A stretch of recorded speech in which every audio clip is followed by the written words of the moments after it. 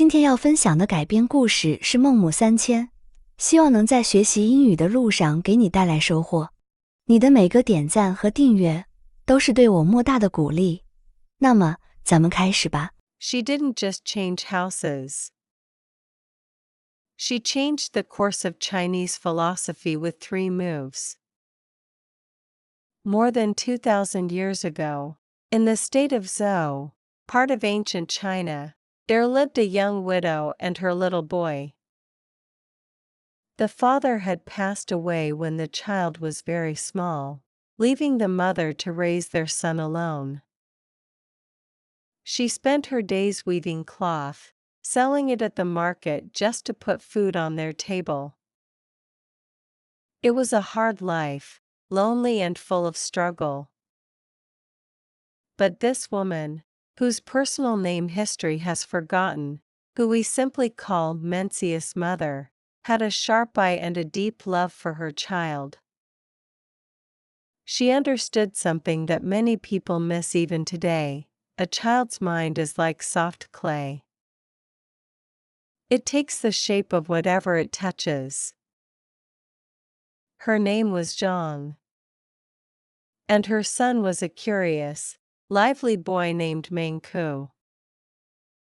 You probably know him by his Latinized name, Mencius, who would grow up to be the second most important thinker in the entire Confucian tradition, right after Confucius himself. But back then, he was just Ku, a little kid with big, watching eyes. Their first home stood on a barren hillside on the outskirts of town. It was a lonely spot. The reason the rent was cheap was simple: their neighbors were silent. Their home was right next to a massive graveyard. Every day, Mencius saw the long, sad processions wind their way up the hill. He heard the wails of the mourners, saw them beat their chests in grief, and watched the priests perform the elaborate burial rituals. And little Mencius watched. He watched everything. Soon, the graveyard became his playground. He and the other neighborhood children stopped playing with tops and balls. Instead, they dug in the dirt, building pretend tombs with small stones. They stuck twigs in the mounds to act as grave markers. Then, the main event. The smallest boy would lie down very still, playing the part of the dead. Mencius would stand over him, his face scrunched up in a perfect imitation of adult sorrow. He would wail, he would pretend to cry, and he would bow deeply, just like the professional mourners he saw every day. One afternoon, Mencius was in the middle of one of these funeral games. He was leading the mourners in a ritual dance around a mud tomb when he looked up. His mother was standing at the edge of the yard, a bundle of kindling in her arms. She didn't say a word. She just watched her son bow and scrape in the dirt. Her face was calm, but her eyes were not. That night, she began to pack their meager belongings. She looked at Mencius, who was sleeping soundly, and whispered to herself, "This place is not fit for my son to live." The very next day, they moved. Their new home was in a different part of town, a place bursting with noise and color. They now lived in the shadow of the great city market. The move was a fresh start. The silence of the graveyard was replaced by the chaotic music of commerce. From their small room, Mencius could hear the constant hum of life: merchants shouting, customers haggling, and the clanging of tools. And Mencius watched. He crept to the edge of the market square and absorbed it all. He watched the butcher, with his thick arms, slaughter a pig. He watched the fishmonger slap a slippery carp onto his scale. He watched the vegetable sellers yell about the freshness of their greens. The graveyard games ended. Now, a new game began. Mencius would set up a small stall made from an old crate. He would pile it with stones and leaves. Then, he would stand behind it, puff out his small chest, and imitate the shouts of the merchants. He learned to haggle, to argue over prices, to swindle his friends and pretend trades.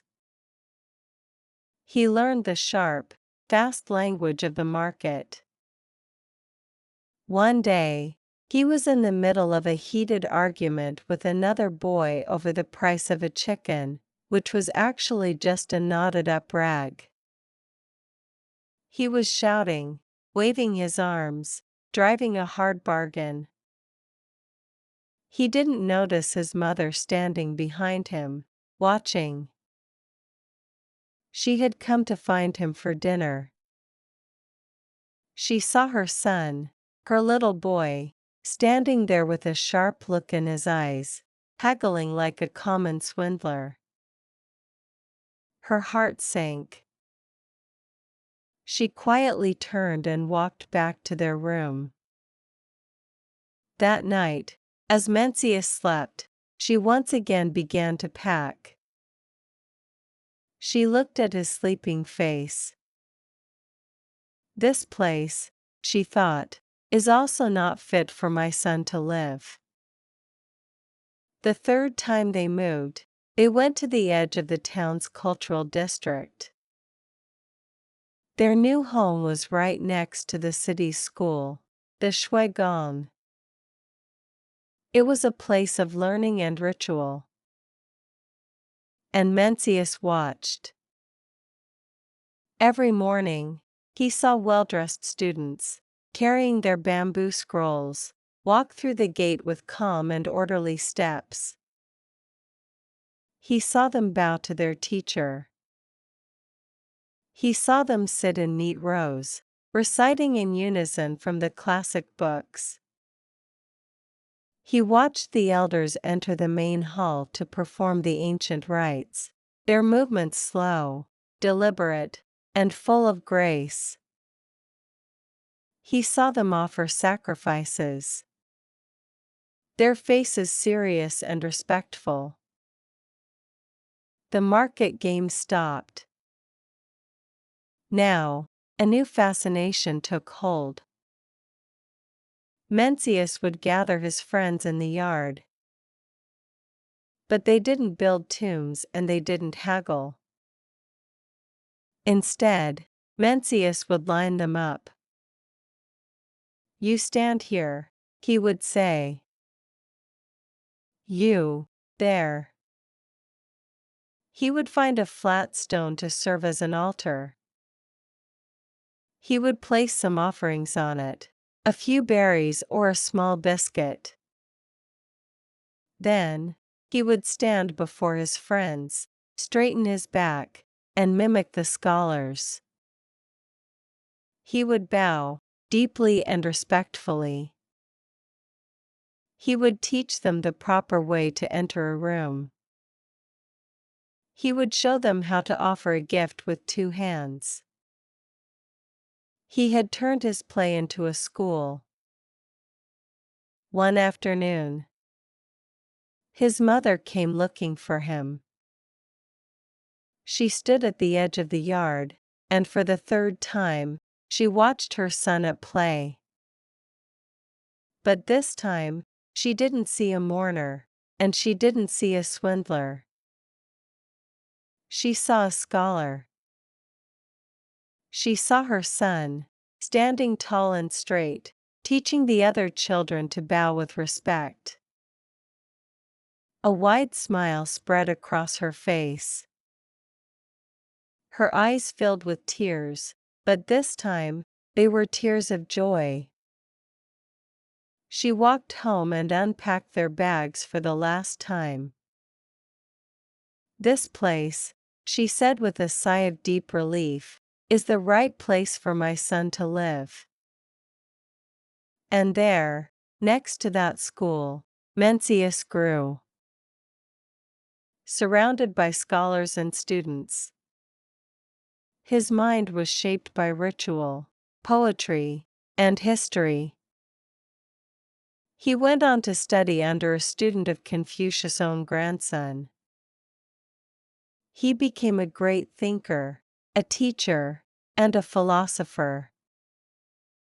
His ideas about human nature being inherently good, about the importance of righteous government, have influenced all of East Asia for over 2,000 years. All because his mother understood the power of a whisper. But the story doesn't end there.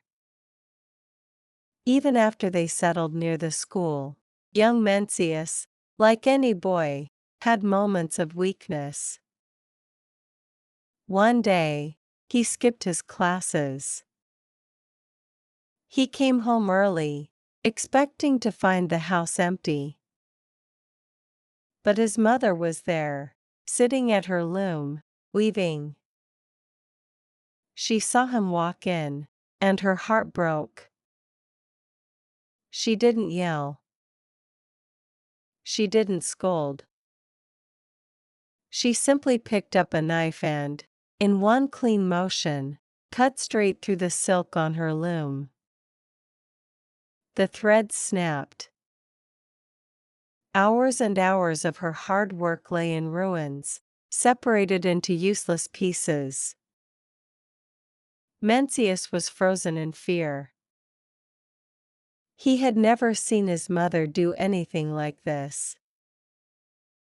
He fell to his knees. "Mother, why? Why would you destroy your own weaving?" She looked at him, her eyes filled with a deep, quiet sadness. "Ku," she said, her voice steady and low. "Your neglecting your studies is just like my cutting this cloth."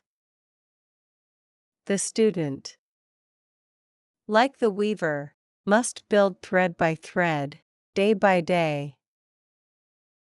If you stop, if you give up, all that hard work is for nothing.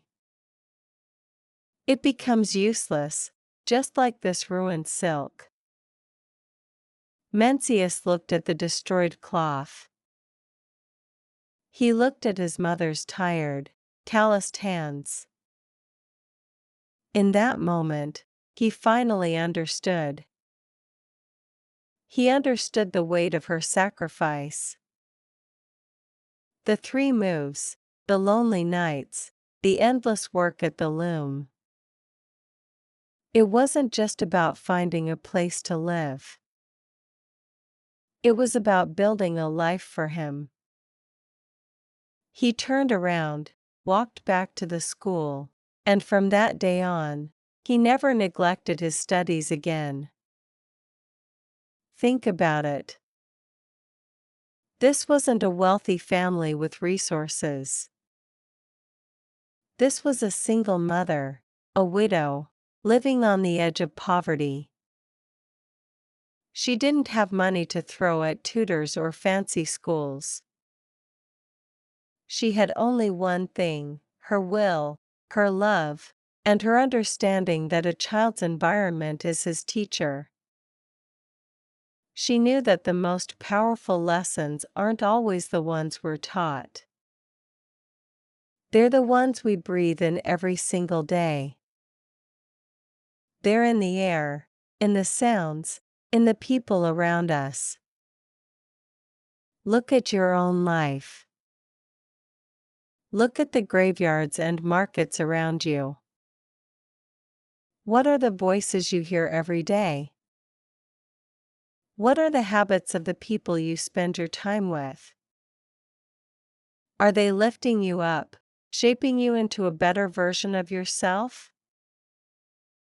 Or are they slowly, quietly, leading you away from the person you want to become? Mencius' mother didn't have a platform or a voice in history.